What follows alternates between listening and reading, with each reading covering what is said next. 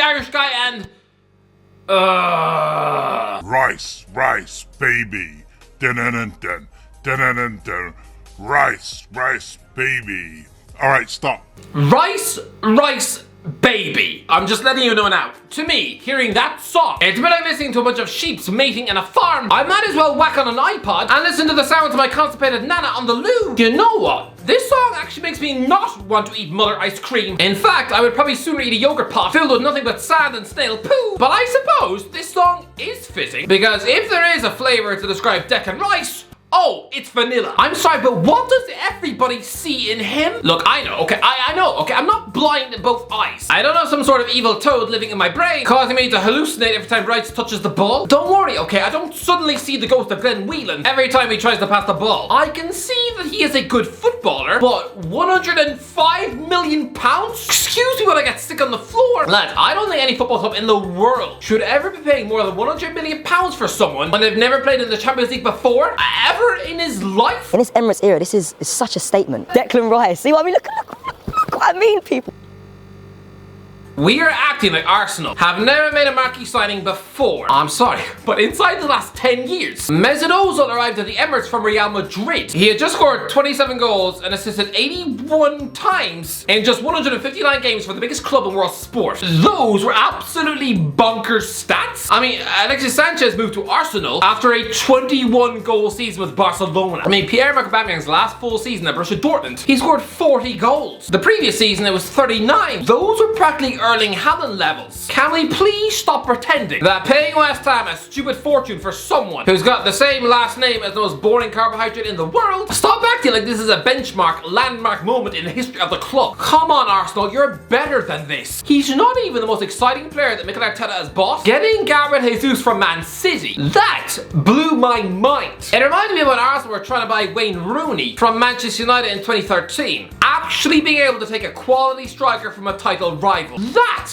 was a big move. But getting excited over Rice when you've had players like Ozil through the door, I mean, it's like the guy of Hot Ones getting all nervous about having Harry Kane on the show when he's literally had Will Ferrell, Kevin Hart and Spider-Man sitting in that chair. By contrast, now eating chicken wings with Harry Kane, not exactly a Dear Diary moment. Lads, I remember the days when Arsenal were physically unable to spend big money on footballers because they were strapped for cash after building that huge spaceship of a ground. I never envisaged that one day they'd be writing a £100 million paycheck for anyone. Christ, well, go back to 2009. Arsenal had just been raided by Man City and were only able to spend £10 million all summer. Weirdly, on another versatile Ajax defender, although to be fair, Tommy Vermaelen's limbs might as well have been made of timber. I mean, he probably needed his own mum to tie his shoelaces in case he burst a hamstring by bending down. This was the same year that Man City were bidding £100 million for Kaká, while Cristiano Ronaldo became the most expensive transfer of all time at 80 million quid. Yeah, both men were Ballon d'Or winners. Rice might have won a free lollipop in a raffle at school, but that's about it. Oh no, actually, no, wait a minute. Excuse me, sorry, he also lifted the Europa Conference League, which conveniently didn't exist back in 2009. Lads, Scott Parker almost lifted the equivalent of that tournament in 2006, except the Intertoto Cup was just a certificate that you printed off the computer. He looked about as thrilled to win that as I was being asked to wipe catstick off my principal's shorts. Imagine being told back in 2009 that yes, when Arsenal finally did shatter their transfer record and forked out for a 9-figure transfer, it would be for someone who, at the time, was just a 10-year-old child on Chelsea books. I mean, do you really think the name Declan Rice was doing the rounds across London in 2009? With all the coaches being alerted to the Supreme Wonder Kid? No, I'm sorry. But if you were told that there was a future £100 million superstar in the Chelsea under-10s, you would assume this was a superhuman, almost Wolverine-esque mutant. Somebody who'd grow up to be twice as good as Stevie G. I'd be expecting him to be a Ballon d'Or winner, a future Galactico, not some 24-year-old midfielder with less than 20 career goals. You'd expect this fella to have been a teenage superstar like Wayne Rooney, breaking records at 18. But the cold, harsh fact is that Rice was so ignored as a child that he was just a Chelsea reject playing for Ireland at 19. He was well on his way to carving out the same career as a Matt Holland. Anyone know who Matt Holland is? Exactly. Bear in mind, back in 2009, the most expensive English footballer of all time was Rio Ferdinand, for just 30 million quid. Yeah. This figure is more than 3 times that amount. To put it in context, it's like me telling you that in the year 2037, the most expensive English footballer will be someone who just went for over £300 million.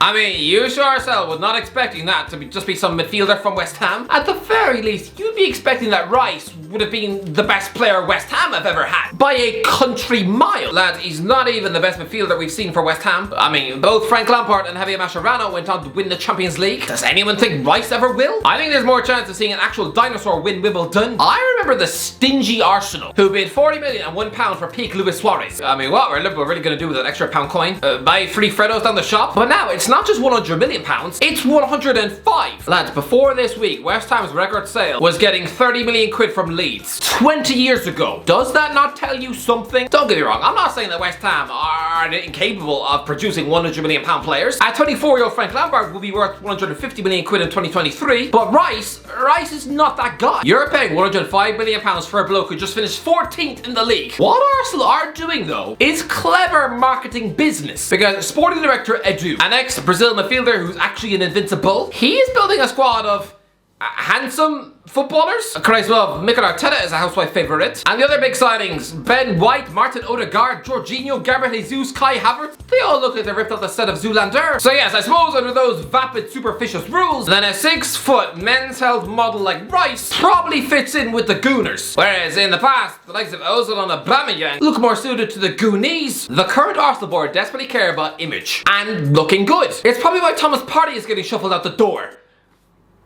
What? Because he's about as handsome as a brick, nothing else? Not for any other reason, right? Apparently he's agreed terms to move to the Saudi Pro League. Honestly, you can tell that the club are completely done with him, and at the risk of sounding like a disgruntled middle-aged mum who's just come home to find her teenage son throwing a Project X in the kitchen, I'm sorry, but Partey is finished. I can already see the contrived bromances this club are going to feed to the media. I can almost guarantee you someone from the media team will advise these two to hang out and ask that Rice pretends that he's family so he can have silly little jokes on Instagram about Rice going around Uncle Ben's for lunch. Christ, well, they'll probably hang up their jerseys beside each other in the dressing room so the club photographer can snap white Rice so they can tag Gordon Ramsay in a photo on Instagram. Rice has come out and said that it was a tough decision to leave West Ham, but it wasn't though, was it? Because this is a guy who rejected an 8-year deal at West Ham over a year ago. He's been wanting to quit for ages. A difficult decision. He doesn't even need to move house. I think if a football club pays £100 million for someone, then Real Madrid should have been sniffing around him too, because they're like the monsters in A Quiet Place. They ravage through every potential superstar that moves. But I mean, does anyone at the Burnabout even know who Rice is? I mean, offer Florentino Perez the chance to buy Rice, and he'd probably tell you he prefers potatoes instead. I mean, he still has the number 41, trying to make Rice 41 a brand, right? Like Reg 32. But I hate to break it to you, Declan, but do you not realize that the number 41 has already been popularized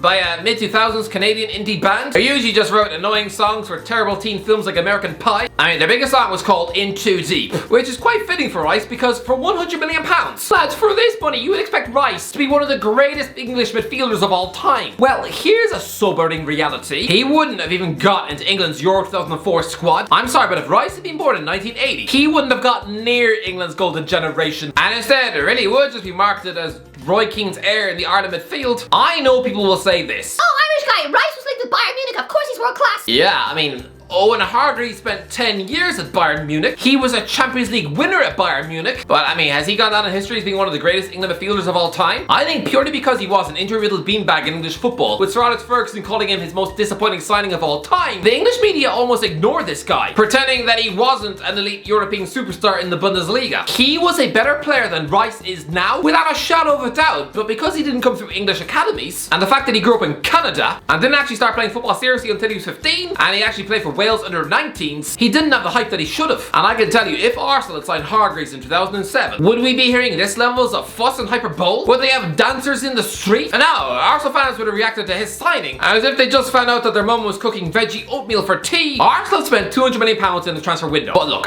yeah, okay, the Jurriën Timber signing from Ajax is brilliant. Yes, but instead of falling for the ridiculous English tax, I reckon Arsenal could have just signed Aurelien Tchouameni from Real Madrid for maybe 85 million. I mean, he's a year younger than Rice and a much better player. Did you not see at the World Cup? People like to call this guy a Real Madrid flop who never played. That's the narrative, but I mean, last season He played 50 games, the exact same number of games he played for Monaco the season before. You could have snapped up a world star like him and signed Romeo Lavia from Southampton as a young understudy for squad depth for a combined £130 million.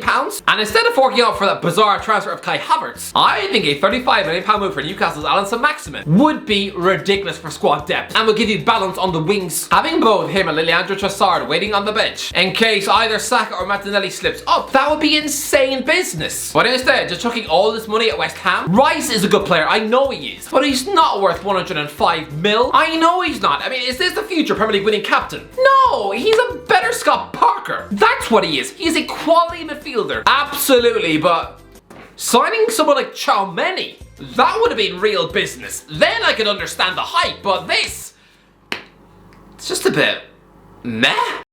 Anyway, that's it for everyone. What do you think? Let me know in the comments below. What do you think of Rice to Arsenal? Let me know in the comments. If you enjoyed the video, don't forget to get a like to your as always. Talk to you in a while.